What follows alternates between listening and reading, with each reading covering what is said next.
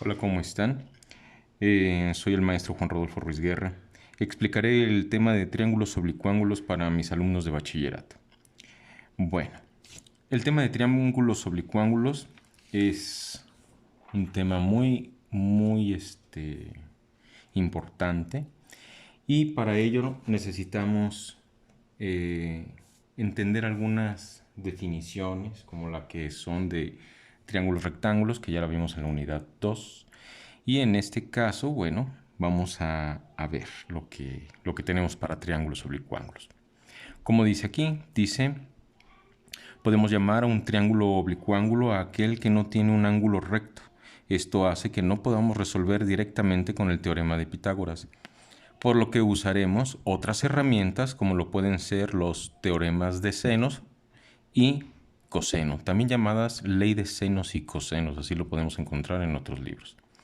Claro, también vamos a hacer uso de una herramienta muy poderosa que es simplemente un triángulo oblicuángulo, dividirlo a la mitad. Recordemos que en su definición entonces esto nos viene como que si no tiene un ángulo recto quiere decir que puede ser menor a 90 grados, todos sus ángulos, como viene siendo el caso de un triángulo equilátero, o como también puede ser que su ángulo sea mayor a 90 grados. ¿Sí? Esto viene en la teoría que les voy a dejar en sus carpetas en el aula virtual para que la vayamos checando. ¿Sí? Pero en una forma general, así lo vamos a manejar por este momento para nuestro video. Bueno, entonces si nosotros tenemos esta situación, nosotros podemos ver lo siguiente. Fíjense, si dividimos nosotros nuestro triángulo y lo segmentamos en dos triángulos rectángulos, podemos ver las siguientes características. Tendremos nuestros vértices y recordemos, al igual que en triángulos rectángulos, si tenemos nuestro vértice o ángulo, B, el lado opuesto al ángulo lo denominamos también B, pero B minúscula. ¿Sí? Voy a hacer un zoom para ver si se puede ver mejor.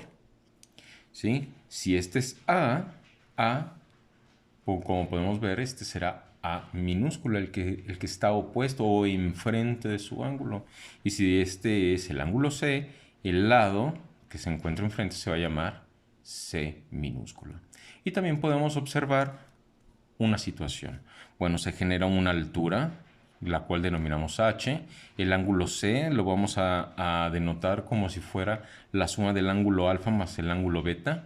Y que el lado C al momento de segmentarse se forman estos dos segmentos de recta del lado C, una que denominaremos M, la otra que vamos a denominar N. Y la suma de ambas me tiene que dar que el lado C minúscula.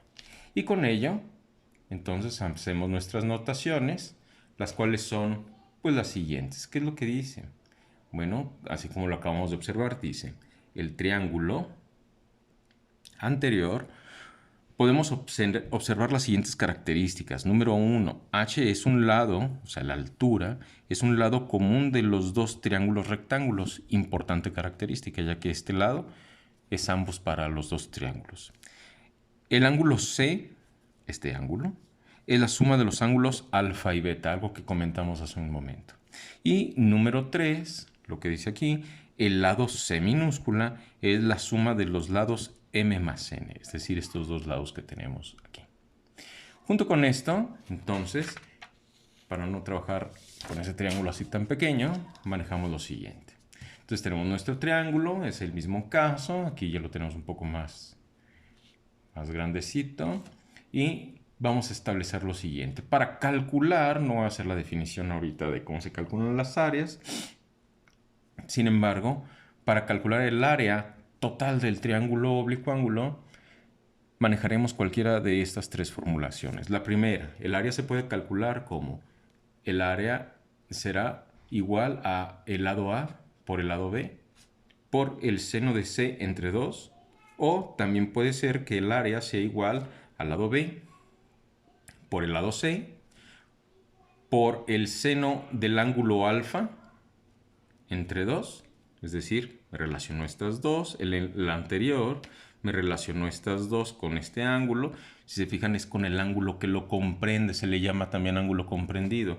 Y la última, pues quiere decir que es A y C y el ángulo comprendido. Y con ellas, claro, cada una de ellas divididas entre 2. Y con ella podemos calcular el área de cualquier triángulo oblicuángulo.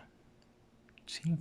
Bueno, con esta característica podremos entonces resolver nosotros nuestros siguientes problemas, que los tendremos como ejemplos para que puedan resolver su problemario que les dejaré posteriormente.